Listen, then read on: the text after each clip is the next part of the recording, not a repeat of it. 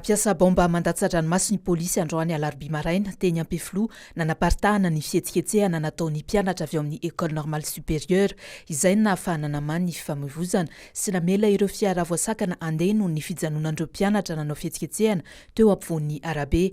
Nisambotra sasantsasany tamin'ireo mpanao fihetsiketsehana ihany koa ny mpitandro ny filaminana io alarobia maraina io. Nisy ihany koa ny torabato tazana teny an-toerana. Mpianatra avy ao amin'ny école normale supérieure mitaky ny fandraisana azy ireo mpiasam-panjakana ao amin'ny ministera ny fanabeazam-pirenena raha vao vita fianarana ireo nanao fitakiana androany alarobia maraina. Efa misy ihany ny fandraisana ireo mpianatra nivoaka tamin'ny UNS saingy ny andraisana azy ireo avy hatrany tsy mandalo sivana hafa ny takian'ireto mpianatra ireto. Taorian'ny fialan-tsasatry ny fety dia nahitana fitombonisan'ny trangana coronavirus ny tanànan'ny Mahajanga. Teo anelanelan'ny 12 Desambra sy 1 Janoary, tranga voamarina valo no notateriny ministeran'ny fahasalamam-bahoaka ho an'ny faritra Boeny.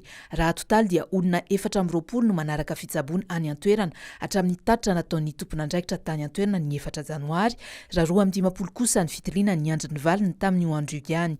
Mbola ambony kokoa no io anefa ny isa raha hatramin'ny androany alarobia. Hoy ny Dr Manuel Christopher Voloniaina, taleny fanaraha-maso ara-pahasalamana ao ministeran'ny fahasalamam-bahoaka.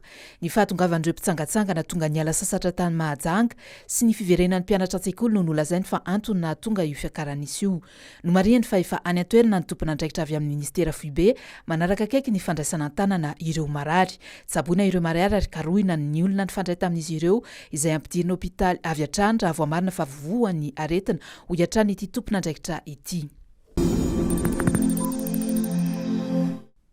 Velarana tanimbary 7,000 hektara ao amin'ny lemak'i Sahamaloto no ianjadian'ny haintany amin'izao fotoana hoy vahiny Cyril Andrianony, ben'ny tanàna nanao Amparafaravolo.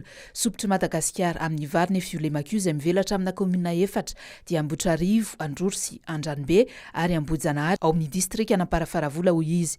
Miraviravitany ny tantsasatria tsy misy rano ary ny orana sendra nilatsaka tamin'ny Noely no nahafahan'izy ireo ny asa kely saingy efa maina sahady ny tany. Efa potika ny fodrafitrasa izay efa tranainy ka mora feto sy tsy mahatondraka ny tanimbary ity ben'ny tanàna ity.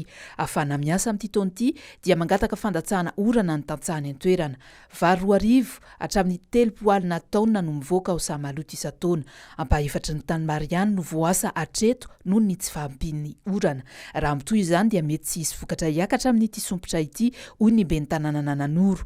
Isy olana ratsakafo eo amin'ny faritra rahina isy fiantraikany amin'ny Madagasikara izay izany ho hiatrany izy.